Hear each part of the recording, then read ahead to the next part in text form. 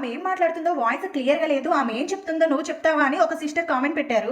ఈ 9 రోజులు గాజులు, పూలు, ఆకులు, అరటి పండ్లు, వక్కలు అన్ని తెచ్చిపెట్టి వచ్చిన ముత్తైదుల చేత తాంబూలం ఇప్పించింది. ఇలా దసరా రోజు అమ్మవారికి ఎవరైనా తాంబూలం ఇస్తే ఇంట్లో మంచి జరిగిద్దని చెప్తుంది. అలాగే ఆడవారికి సౌభాగ్యం కూడా. ఇంటి ఆడపిల్లను దసరా పండుగ పిలిచి కాలకు పసుపు రాసి చీర పెట్టి తాంబూలం ఇచ్చినా అమ్మవారు సంతోషిస్తుందని చెప్తుంది. తాంబూలం అనేది వాళ్ళ స్తోమతను బట్టి కూడా ఇచ్చుకోవచ్చు. దీనికి చిన్న కథ కూడా చెప్పింది. పూర్వం ఒక పంతులు గారికి 4 కూతుళ్లు ఉండేవాళ్ళంట. నీవు అమ్మవారినే ఎక్కువగా పట్టించుకుంటున్నావు, మమ్మల్ని ఎందుకు పట్టించుకోవట్లేదని అడిగారు. మీరు అమ్మవారు నాకు సమానమనే చెప్పి గాజులు కొనుక్కోమని డబ్బులు ఇస్తాడు. ఇంకా ఆయన పని మీద బయటకు వెళ్తాడు. అంతలో గాజులమ్మే అతను వెళుతుంటే ఆయన పిలిచి గాజులు వేయించుకుంటారు ఆ 4. డబ్బులు ఇద్దామనేసి ఎంత అయిందో చెప్పమంటారు. మొత్తం 5 కదమ్మా అని ఇంత అయిందని చెప్తాడు. మేమున్నదే 4 కదా అని ఆ 4 అడుగుతారు. లేదమ్మా, మీరు గాజులు వేయించుకునేటప్పుడే ఇంట్లో నుండి ఒక ఆమె వచ్చి గాజులు వేయించుకుందని చెప్తాడు. అదిగోండమ్మా చూడండి అక్కడే ఉంది కదా అని చూపిస్తాడు. అంతలో వాళ్ళకు కూడా అమ్మవారు దర్శనమిస్తుంది. ఆ దృశ్యాన్ని చూసిన ఆ గాజులతను కూడా అమ్మవారికి దండం పెట్టి గాజులన్నీ ఇచ్చేసి వెళ్ళిపోతాడు. ఒక్కరు ఆడపిల్లని అమ్మవారిగా భావించి చూస్తే సాక్షాత్ అమ్మవారే మీ ఇంట్లో ఉండిపోతుందని చెప్తుంది.